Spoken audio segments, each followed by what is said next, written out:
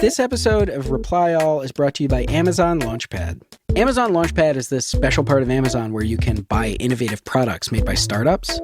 Stuff like an augmented reality GPS or a smart sprinkler that can adjust how much it waters your plants based on the soil moisture. And if you're like me, you might need a friendly reminder that Father's Day is June 18th this year. Amazon Launchpad can help you find a future-forward gift your dad will love. To learn more, go to amazon.com/launchpadfordad. Before we start, I wanted to recommend a podcast called Masters of Scale. It's hosted by LinkedIn co-founder Reid Hoffman, and he talks to founders of companies like Airbnb, Google, Microsoft, about what it's really like when your company just explodes in size. And this week, he's talking to Facebook founder Mark Zuckerberg about his first social network before Facebook. He built it when he was 11. You'll also find out what it was like to turn down $15 billion. So that's Masters of Scale. You can find it anywhere you listen to podcasts. All right, here's the show.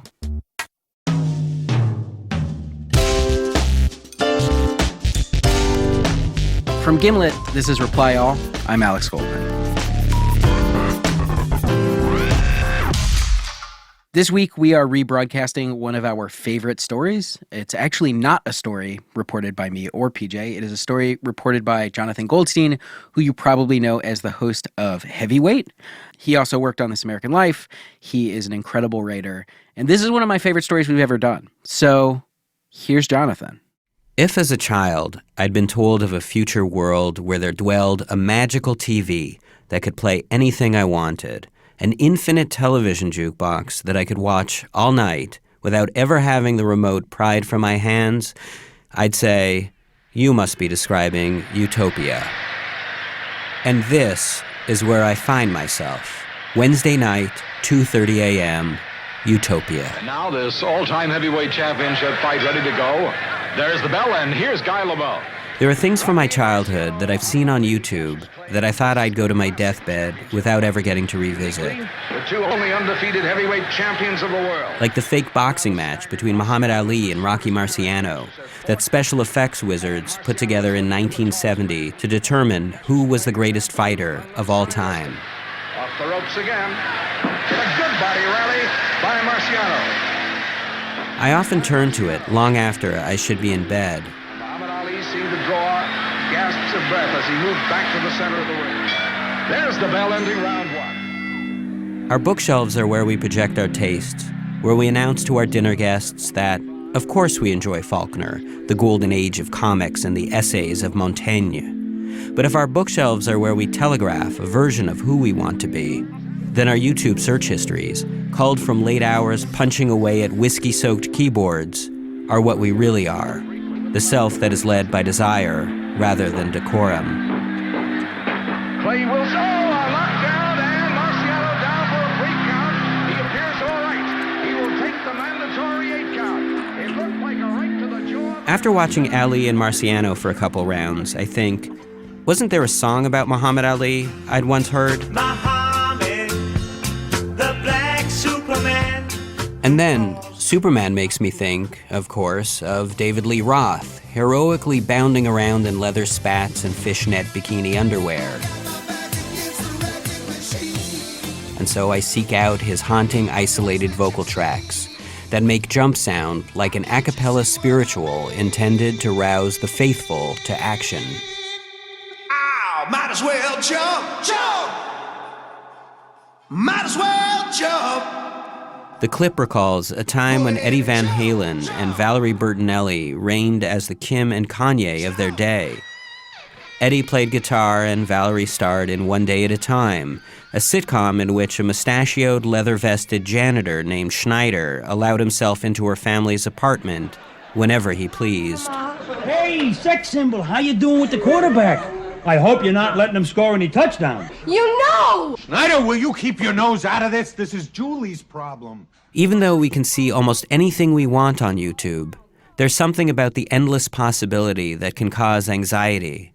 And so we just circle back to the clips that deliver the dopamine of childhood nostalgia. We all have that sweet spot, and for me, it's the early 70s, when my first memories of being alive were beginning to form. And the figure who most perfectly evokes this time, the 10-letter late-night search term I inevitably keep coming back to more than any other, is Mason Reese. People kept telling my mother I looked like a munchkin. Well, this is what a munchkin looks like. In the 70s, Mason Reese was an advertising phenomenon who appeared in dozens of commercials for everything from Dunkin' Donuts Do I look like a munchkin? to Raisin Bran This cereal's got a lot of delicious raisins. and the Underwood chicken spread ad, Lettuce on chicken spread. Chunky peanut with this butter and adorable applesauce. spoonerism that became a 1970s catchphrase. Like I told her, Mom, you plus Underwood is like having a smorgasbord. Lately, I've been trying to explain Mason Reese, and I keep coming up short on analogies. He was like the Wendy's Where's the Beef lady, I say, or Mikey from Life cereal. But it isn't quite true. While they were limited to one product and one memorable slogan, Mason advertised everything. And he went from being a TV commercial star to being a star. When he walked down the street, people asked for locks of his signature red hair and blessings for their babies. One mother even named her twins after him, calling one Mason and the other Reese. When I bring him up to my mother to see if she remembers, she says, "Wasn't he the little boy who was so homely he was cute?" How come every lady doesn't use ivory snow? There was something uncanny about Mason Reese. Because of his precocity, he didn't quite track as a child, and some people even thought he was a little person dressed in children's clothing, who, after a day's shoot, sparked up a stogie and poured himself a bourbon. The little old man's sad-eyed face, the Prince Valiant haircut, the scrunchy voice that sounds as though spoken underwater in a tub of buttermilk, the hair that only seemed to grow so bright red in the 70s. Mason Reese is as synonymous with childhood as the memory of sitting in a wet bathing suit on the hot vinyl backseat of my father's Pontiac while listening to an AM radio blare American Pie. His face is the smell of my grandmother's kitchen, of crayons, comic books. Except in the past year, new Mason Reese videos began to appear. Things from TV I don't recall ever having seen. It was as though my very desire was somehow having an incantatory effect, summoning deeper cuts from the past. Let the storm clouds face. Mason on afternoon talk show The Mike Douglas Show, tap dancing to Singing in the Rain, Our next guest. introducing Leonard Nimoy and hamming it up like an old pro. Please join me in welcoming one of my favorites, Leonard Nimoy. And then there's this, It's just not right. A man that old and an 8-year-old boy. an ABC sitcom pilot simply called Mason, where he plays a friendless child genius who brings home a 35-year-old man in safari shorts he met while wandering the streets of New York. But for all we know, he's a pervert. Oh, I don't think Mason leans that way.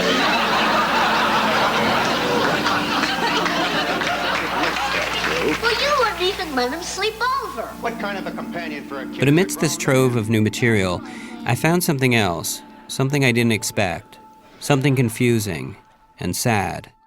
And he's doing something, I understand, that you especially like, a song that you especially are fond of. Yes. In this clip, Mason is co-hosting The Mike Douglas Show, and Harry Chapin is being introduced. You want to tell us what the song is, or do you know? I don't, is it that song? You know what it is. No, I don't want that song. Why, Mason? Why did you... You're not putting on that song. Because you're just not. Oh, no, he's very touched by that song, but maybe Mason, it's not. seated on his mini director's chair, just can't take it, and drops the facade of the precocious TV broadcaster, and collapses his face into his hands, and weeps. I know what song it is. Oh, you know what song it is? Well, maybe we ought to bring the guy with the worms back. Come on, pal. Oh, come on over here. Come on over here, sit with Uncle Mike while this is... you gonna be all right? This song is very touching, and as you can see, and Mason's very touched by it. Is it okay? It's called Cats in the Cradle. Harry Chapin. Harry Chapin. This is for my kids and for Mason. Thank you.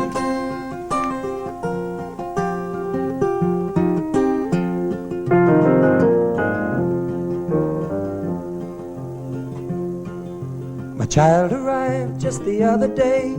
He came to And as Harry Chapin sings the quintessential song of complicated father-son love, Mason cries inconsolably.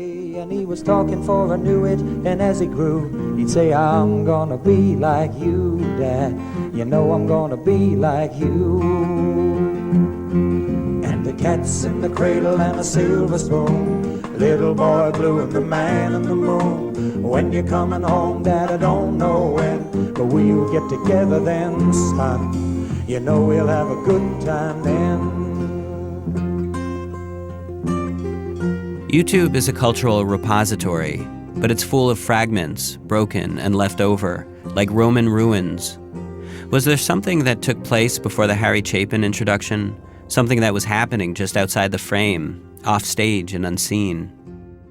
There wasn't much context to be gotten from YouTube commenters either, most of whom were just mean, saying things like, "What the hell is that red-haired thing? Wow, he was more horrifying than I even remember. I hated this ugly twerp when I was a kid."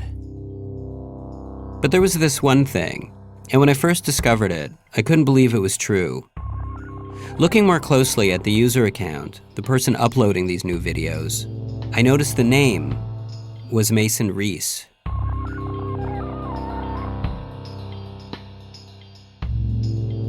I now had many questions. Why would Mason Reese upload a video of himself crying? Myself crying as a child, should such footage exist, would be the kind of thing I'd probably never even show my closest friends, let alone the whole world. Why was Mason doing just that? And why did he post the videos now, 40 years later? These were questions I couldn't answer by just tweaking my search terms, by adding more tabs to the browser window. What I wanted most wasn't to expand the frame, but to pass right through it entirely.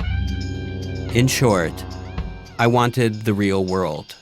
Yeah, how long have you been acting in commercials? Well, since I'm 7 now, I've been acting 3 years. That would mean you started when you were about 4. And a half.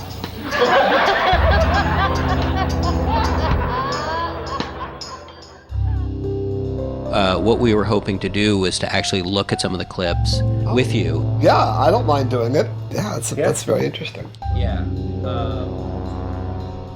Coming up, Jonathan enters the real world and directs his questions to the one and only person who can actually answer them.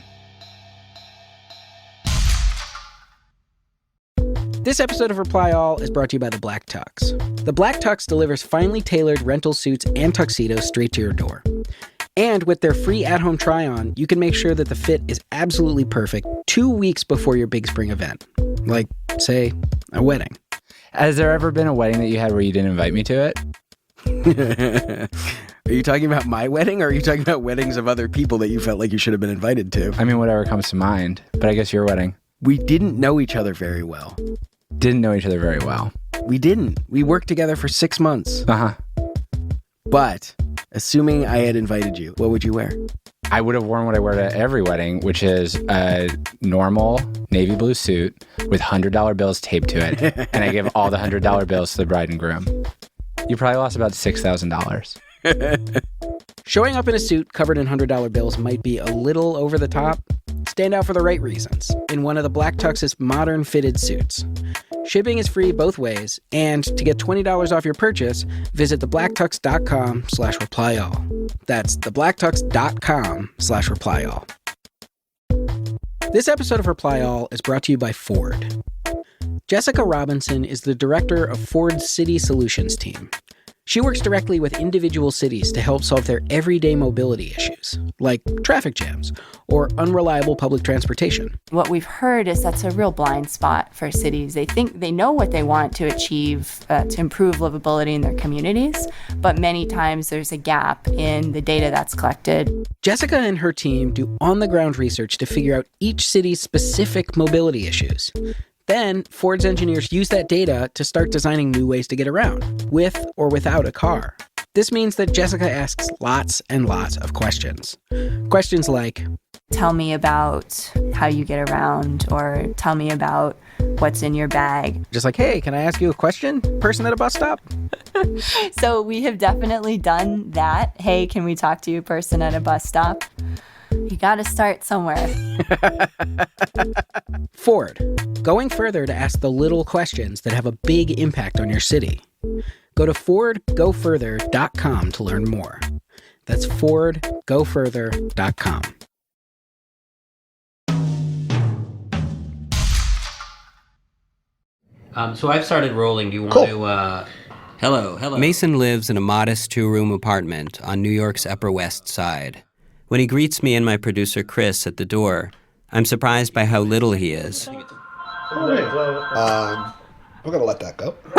Why are you barking? The haircut's almost the same. I don't know who that could be calling me. The red hair, the eyes. Usually it's my mom. The expressions. It's all there, only surrounded by more flesh. Looking at him is intense, like seeing an old friend. Every now and then, by the way, you might hear a fire engine or something go by because we're right up New York. That's New York, baby. That's exactly right. It's living in Manhattan. Yeah. Mason seats us in his living room, which is a shrine to his child star.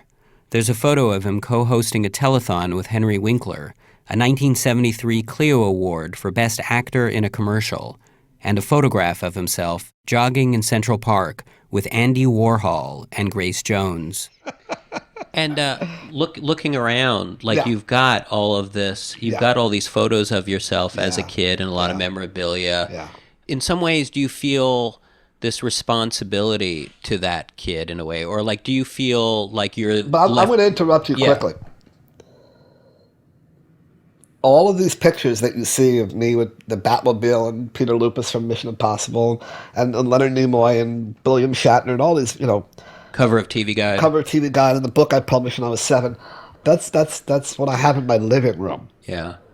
In my bedroom, there's not one picture. Uh-huh. Why is that? Because that's where I'm an adult. That's, you know what I'm saying? And to me, that's very important. I'm a 50-year-old man. That's my private area. This is my public area. Yeah. And in private, this is not who I am. But is this here for for us, or is this here for you? Both. Because it's a great reminder to me of what I've accomplished in my life. Mason Reese is 50, but he doesn't look it. He doesn't look it in the way his Pomeranian doesn't look his age, or any age, because a Pomeranian is what it is, and Mason Reese is Mason Reese, and the world seizes on all those who are singular, unique, those who are what they are, and the world celebrates them the best it knows how, by nailing them to a crucifix, by sticking them in front of a camera to hawk fried dough and canned meat spread. Mason hasn't made a commercial since his teens, but his life seems pretty okay. In the intervening years, he's opened a few bars and even runs his own entertainment company, Borgesmord Productions. And why did he post the videos now, 40 years later? Mainly, he explains to me, because a friend of his put together a DVD of Mason Reese's greatest hits, and he thought he might as well share it with people who might be interested. Chris sets up a laptop on the coffee table. What we were hoping to do was to actually look at some of the clips with you. Yeah, I don't mind doing it. Yeah, that's very interesting. Yeah. We start off with perhaps the greatest hit of them all, the Underwood deviled ham commercial. Cranberry sauce and lettuce on chicken spread. Chunky peanut butter and applesauce on this one. Even made a nifty stuffed tomato salad, like I told her. Mom, you plus Underwood is like having a Borgesmord.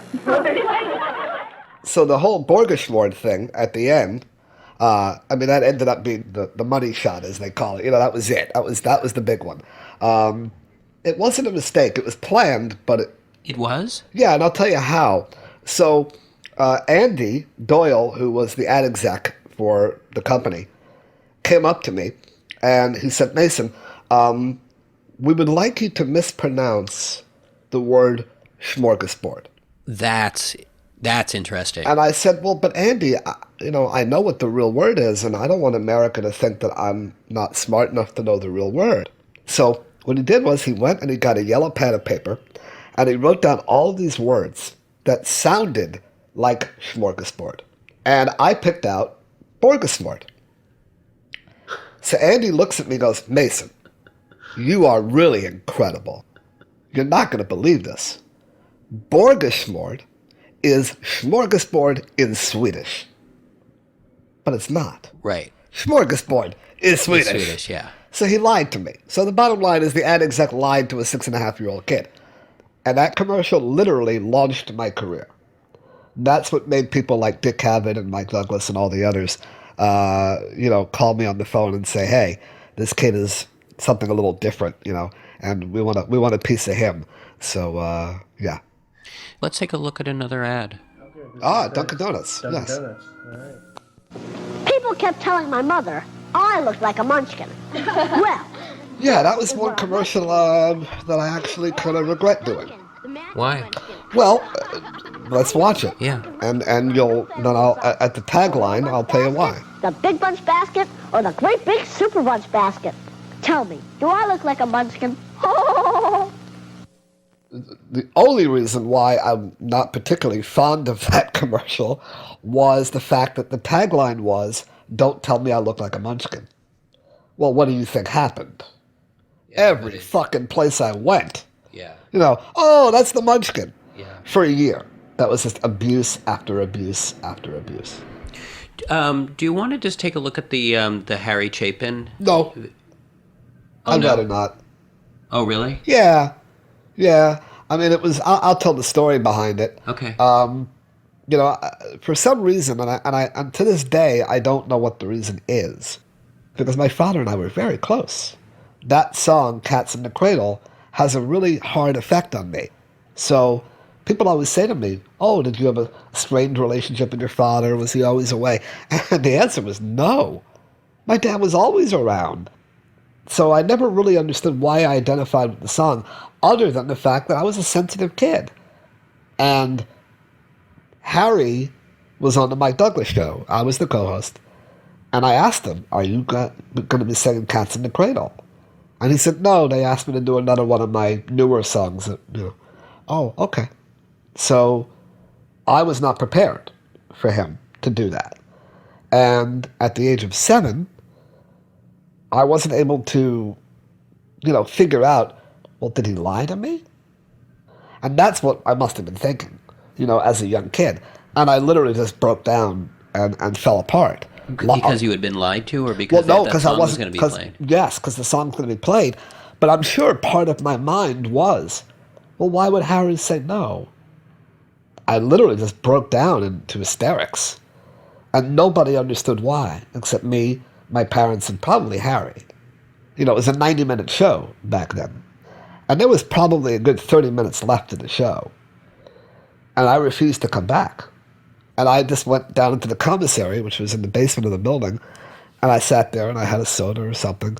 And, I just refused. I didn't want to go back anymore. A lot of Mason's stories involve his being lied to by adults, which is sad. But what was it about Cats in the Cradle in particular? A song to make cry, if anyone, neglectful dads, not little boys. If it had been any other song, I think Chris and I might have just let it drop. But as it was, we couldn't. I mean, come on. A child actor and a song about a dad, bringing him to tears?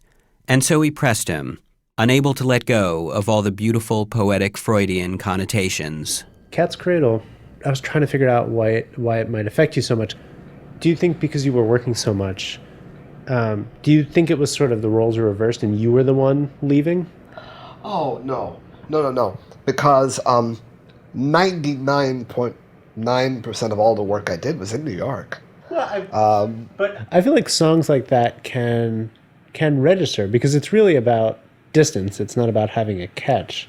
Well, as I said, that's a beloved song. I'm just going to belabor the Cats in the Cradle theory. One more. He's dead already. Is it possible in a way it was as though, like, it was sort of like you singing the song to yourself, and then we drop it, but I feel that went out just a little bit. It's like you're both a child and an adult. I don't have a childhood. all of these stereotypical things that kids do and did, I didn't do. I mean, I never went to a prom. I never played sports. I never took extracurricular after-school activities. Did I sacrifice anything? I know you didn't ask that, but that's a logical question. Well, I don't know. Did I? I don't think so.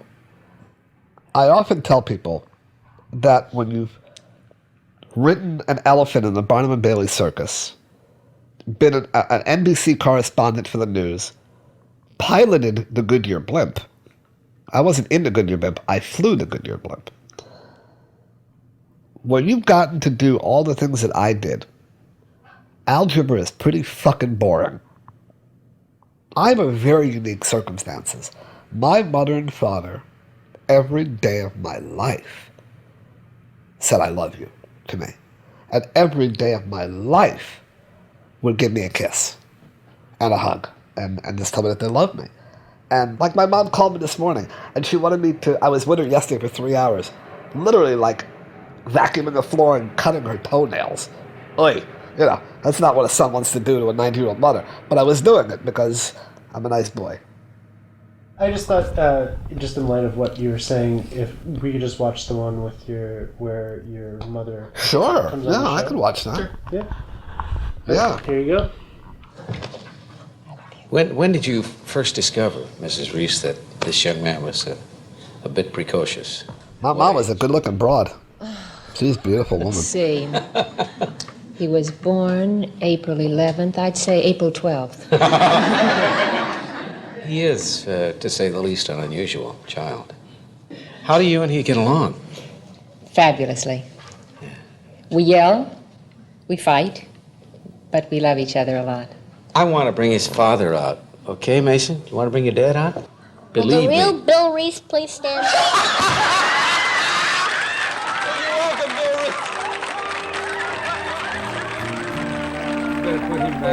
Will you sit here, please? Take the hot seat. Yeah, tell me about his reading Come on, habits. son. He reads at what level? Between 10th and 11th grade. Oh, that's incredible. Does he attend a public school? He attends a Montessori method school. Why do you think you're welling up? Allows him to progress pretty much at his own pace. Well, again, you know, I mean, to some extent, because my mom and dad probably still loved each other at this point in our lives, you know, things were a lot simpler, maybe, for me. You know, my parents had not divorced yet. My two brothers and my sister and I were all very close. We still all kind of lived together for the most part. So, yeah, I think that a lot of it is harkens back to a simpler time. More carefree, perhaps. Even though I had a job to do, it was still more carefree because I was a kid and a lot of responsibilities had not been put on my head yet. You know, it's funny. My mom doesn't understand YouTube. You know, I mean, she kind of gets it, but doesn't really fully understand it.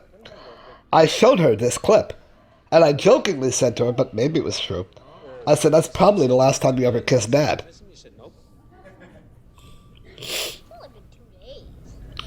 Well, and I do love my dad.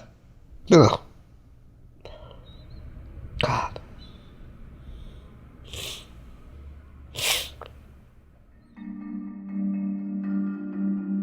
When you're a kid, you cry because you feel lied to, because life is unfair and you don't understand anything. And then as an adult, you cry because life still isn't fair, but you do understand it. You cry because you do understand it. By 1977, Mason's dad would begin spending more and more time at the company he started, and eventually he'd convert part of his office into a living space where he could spend nights. In his early teens, around the time the commercial offers started to dry up, Mason's parents would divorce, and Mason would move into the office with his dad. At 8:30 in the morning, when employees began to show up, Mason would sometimes still be lounging around in his t-shirt and underwear. We're going to visit more with the Reeses following this. We'll be right back.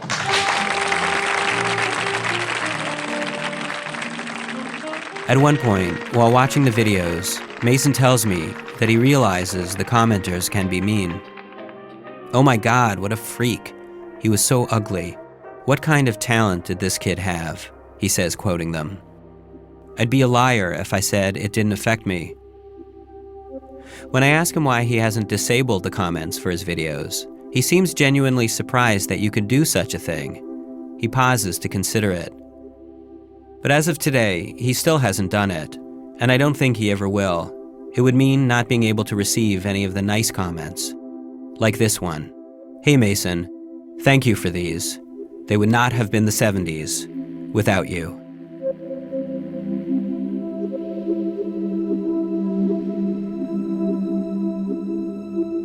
Jonathan Goldstein is the host of the podcast Heavyweight, which is amazing, and you should listen to every episode. Mason Reese just started a YouTube series a couple months ago called Life Interrupted. We'll post a link to it on our website and in the notes for this podcast. Reply All is PJ Vogt and me, Alex Goldman. We were produced this week by Chris Neary, Tim Howard, Shruti Pinamaneni, and edited by Alex Bloomberg. Matt Lieber is the smell of my grandmother's kitchen, of crayons, of comic books. Our show is mixed by the Reverend John Delore. Special thanks this week to Lizzie Vogt, Beth Card, and Grant Sprintz. Our theme music is by the mysterious Breakmaster Cylinder, and our ad music is by Build Buildings. You can find us at itunes.com/replyall or replyall.limo. Thanks for listening.